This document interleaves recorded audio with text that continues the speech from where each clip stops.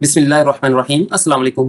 मेरा नाम मुर्शद खान है। फॉरेक्स मिशन ट्रेडिंग कम्युनिटी की तरफ से मैं आपको फॉरेक्स मार्केट वीकली एनालिसिस दूंगा। Sequence of analysis, current geopolitical news and events, current week fundamental economic data, technical analysis, Murshad Khan's advice of the week. सबसे पहले बात करते हैं यूक्रेन रशिया वार अपडेट्स।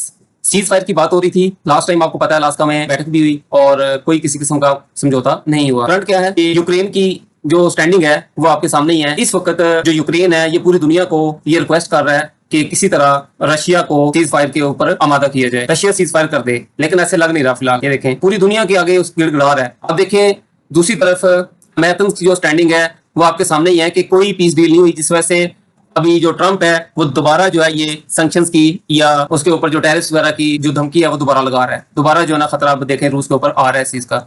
ये देखें बेसिकली आप देखें कि जब तक सीज फायर नहीं होता, कोई मुआहदा नहीं होता, उस वक्त तक जंग है और ये बढ़ भी सकती है और इसमें और ज्यादा कैजुअलिटीज हो सकती हैं। अब देखिए एक तरफ पेंटागन जो है इसने यूक्रेन को काफी हद तक ये बात पे उसको आमादा किया कि आप रशिया के अंदर मजीद जो स्ट्राइकिंग है वो ना करें, अब इसके ऊपर मजीद अटैक ना करें। डेफिनेट अगर यूक्रेन मजीद अटैक करता है, क्योंकि यूक्रेन की साइड अभी वीक है, नुकसान यूक्रेन का है, इलाके यूक्रेन के कब्जा में जा रहे हैं, तो उससे रशिया जो है वो गुस्से में आएगा, रशिया जो है वो मजीद कार्रवाइयां कर सकता है। लिहाजा उसको कहा जा रहा है कि आप जो है ना ये जो है ना अपनी कार्रवाइयां रोकें या कार्रवाइयां कम करें। अब आते हैं कि रशिया की स्टैंडिंग किधर है। ये Russian foreign minister says no Putin Zelensky summit planned despite Trump peace push. तो कह रहा है कि ट्रम्प पीस का जो प्रेशर है, पीस की तरफ वो लेके जा रहा है दोनों को, उसके बावजूद किसी किस्म का कोई अभी प्लान नहीं है कि हमने बैठ के मुज़ाकरात करने हैं ज़ेलेंस्की के साथ के नहीं। इसका मतलब है रशिया का जंग खत्म करने का कोई इरादा नहीं। मैं इसके ऊपर ज्यादा आप जो तबसरा किया है या अपना जो एनालिसिस दिया है वो इसलिए कि ये हो सकता है कि आने वाले वक्तों में बहुत ही ज्यादा अहमियत इख्तियार कर जाए ये वाली जो वॉर है। जैक्सन हॉल सिम्पोजियम और इसमें जो पावल की स्पीच थी, जैसा कि लास्ट वीक में मैंने आपको सिंगल एक लाइन में बताया था कि इस वीक में पावल की स्पीच मैटर करेगी। जिसने इस बात को पकड़ा होगा होपफुली उन्हें अच्छा कमाया होगा। ये देखें पावल जो है ना वो कह सकते हैं चीफ गेस्ट था इस पूरी मीटिंग का, या देसी जुबान में कहें तो पूरा दूल्हा था, और उसने आप देखें क्या कर दिया मार्केट के साथ। करें स्टॉक्स ऊपर गए हैं, गोल्ड ऊपर गया है, 5-6% जो है उसने मार दिया पर बिटकॉइन ने। ठीक है, अब इस सारी बात के अंदर आप देखें कि एक तो रेट कट जो है ये कंफर्म हो गया ऑलमोस्ट कि रेट कट होना है, और ठीक है अब लेकिन साथ ही उसने वार्निंग भी दी है उसने पावल ने कि हमारी जो इन्फ्लेशन है वो भी बूस्ट हो सकती है, जो कि टैरिफ पॉलिसी है उसकी वजह से।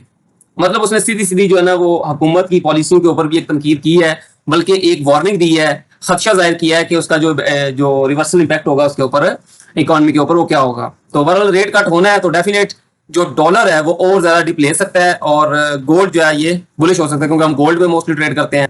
करंट वीक में हमारे ये इकोनॉमिक इंडिकेटर्स हैं, ठीक है, और इसमें जो मोस्ट इंपॉर्टेंट है मंगल वाले दिन ये ड्यूरेबल गुड्स ऑर्डर्स ये भी हैं, लेकिन इससे जो बढ़ के है ना हमारे पास वो है अगर ये 3.1 फॉरकास्ट 3.2 आए तो बुलिश फॉर द यूएसडी, और इसी तरह ये प्रेशर क्रिएट करेगा गोल्ड के ऊपर।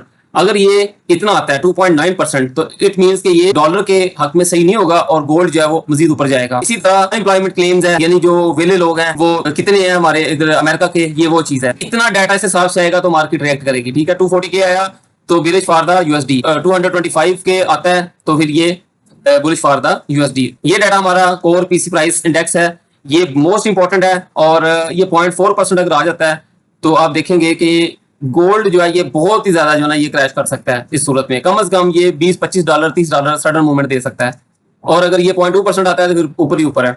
ये हमारा जो है ये इकोनॉमिक कैलेंडर है इस हफ्ते का, इसमें जो इंपॉर्टेंट थे वो मैंने आपको एक्सप्लेन कर दिया। इसके अलावा और भी हैं, जैसे अभी ऑयल पे ट्रेड करते हैं तो इन्वेंटरीज को देख लीजिएगा, और further more university of Michigan का कंज्यूमर सेंटीमेंट का डाटा ये भी नीचे है, लेकिन ये है कि मैं इसको इतनी अहमियत इसलिए नहीं दे रहा। इस वक्त हमारे पास जो कोर पीसी का डाटा है ना वो देखेंगे कि वो क्या बात करता है। ठीक है, वो 5:30 बजे है, तो हो सकता है अगर ये डाटा जो है डॉलर के हक में आता है तो आगे इसका थोड़ा सा भी डॉलर के हक में आना ज्यादा वो सपोर्ट कर सकता है डॉलर को। लेकिन अगर ये वाला डाटा अगेंस्ट आता है डॉलर के, यूनिवर्सिटी ऑफ मिशिगन का जो डाटा है ये सपोर्ट भी अगर करे डॉलर को तो फिर भी कोई फर्क नहीं पड़ेगा। टेक्निकल एनालिसिस, हमारे वीकली लेवल्स हैं, डेली के लेवल्स आपके सामने निकाल के रखे हुए हैं। इस तरह पिवट पॉइंट जो है हमारा सेंट्रल यानी पॉइंट सीपी, ये आप देखें डेली का निकाला हुआ है 3357 है। तो बेसिकल जो सीपी है इसको निकालने का ये मकसद होता है कि यार यहाँ से मार्केट ने लाजमी जो है ना ये रिस्पेक्ट देनी होती है। अगर मार्केट बुलिश ट्रेंड में है तो वहां से एक अच्छी एंट्री मिलती है। अगर हम वॉल्यूम को देखते हैं, वीकली की लेवल्स है और इसका सीपी 33.7 है, तो आप देखें आपने 50 से 60 तक एक $10 का जूम मार्क कर लें और वहां पे आप मार्केट का बिहेवियर देख सकते हैं। अब हम चलते हैं चार्ट की तरफ। ये वीकली का चार्ट है गोल्ड का, और इसमें आप देखें कि लास्ट वीक में मार्केट ने एक बुलिश कैंडल क्लोज किया है, लेकिन इस तरह कोई हाई जो है ना ये हमारा ब्रेक नहीं हुआ, और वॉल्यूम भी इतना वो खास नहीं है, ठीक है। अब आप इन एरियाज के ऊपर देखेंगे, ये सामने आपके 34-30 का एरिया, ये अगर क्रॉस हो गया, इसके ऊपर क्लोजिंग आ गई, तो हम क्लियर कट देखेंगे कि ये जो एरिया ना ये फिर वीक साबित होगा और ये टूटेगा। और दोबारा अगर ये मार्केट इसी एरिया में आती है तो आपने यहाँ पे बिहेवियर नोट करना है मार्केट का क्या है, ठीक है। मैक्सिमम अगर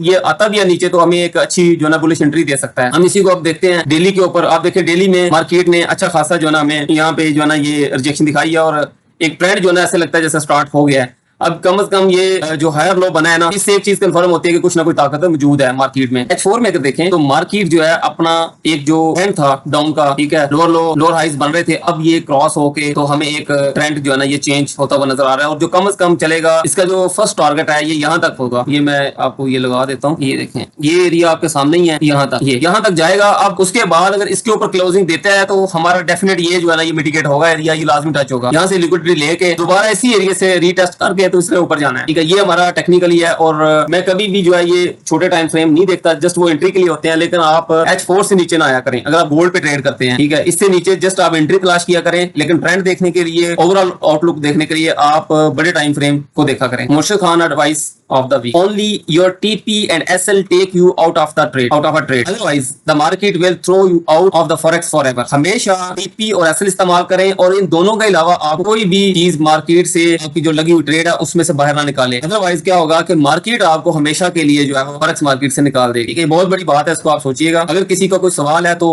कमेंट्स में कर सकता है और हमारी टीम का हिस्सा बनने के लिए आप हमारे व्हाट्सएप चैनल जो कि लिंक में दिया गया है उसमें आप ज्वाइन कर सकते हैं। हम बाल टू बाल कमेंट्री वहां करते हैं, जो करंट सिनेरियो चल रहा होता है। अगर हमारे को लेवल नहीं चलते या किसी तरह कोई ट्रेंड रिवर्सल होता है, हम वहां पे लाजमी इन्फॉर्म करते हैं। अगर वीडियो तो एक दफा वीकेंड पे अपलोड हो जाती है, उसके बाद तो आप देखें कि हम बार बार वीडियो तो नहीं डाल सकते, लेकिन वहां पे हम वॉइसेस की सूरत में कम्युनिटीज को गाइड करते हैं। Thank you.